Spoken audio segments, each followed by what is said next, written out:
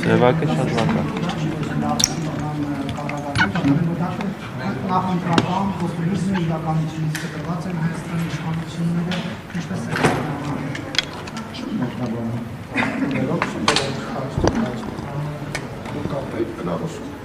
Բելարուսը պատմեն ասում, մեկ իր երկիրն է, երկիր պատասխանել։ Ինչ մի ավելացնելու բան չկա։ Չէ, կարծում որ դա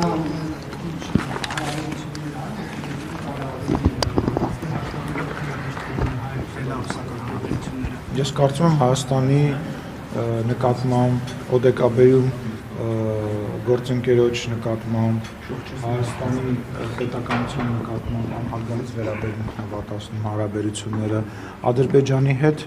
44-օրյա պատերազմ նախապատրաստել նվատացնում հարաբերությունները եւ էլի ու շատ տարբեր բաներ են վատացնում հարաբերությունները եւ քաղաքական կուրսը դա ամեն պետության ընտրության հարց է Հայաստանի Հանրապետության համար մարդու իրավունքները, ազատությունները կարևորագույն արժեքներ են եւ ես կարծում եմ, որ ամեն պետություն իր օրինակն է ընտրում։ Մենք ընտրել ենք Հայաստանի ժողովրդավարացման ճանապարհը, իրանք մի քիչ այլ ճանապարհ են։ Պարոն Սիմոնյան, իսկ ինչպես է այնպեսին, ինչպեսին Հայաստանն է։ Իսկ ինչպես է պատահել, որ դուք դիվանագիտորեն չեք ձևակերպում ձեր ասելիքը, այլ շատ ավելի սուր, դա դրա բաժանմամբ է եղել, թե դուք եք այդպես։ Ես կարծում եմ, այս տարիների ընթացքում ակնհայտ է, որ դա իմ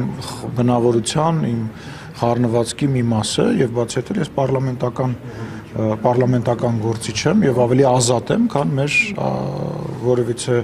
կոնկրետ գերատեսչության, պատասխանատվության ոլորտ ներկայացնող մարդիկ եւ պարլամենտականները շատ ավելի ազատ են իր խոսքի, իրենց